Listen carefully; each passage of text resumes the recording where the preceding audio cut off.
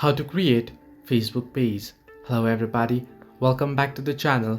Today I'll guide you on how you can create Facebook page. Simply open a Facebook app and you'll get an interface like this. Tap on the three horizontal line icon at the top right corner of your screen here, and then scroll down here. Under all shortcuts you'll find the option pages. Simply tap on pages option here, and at the top you'll find various options. You can see create, discover, invitations, and liked pages. Simply tap on create page option here, tap on create, and then you'll find the option like this here. You can see on the screen create your page.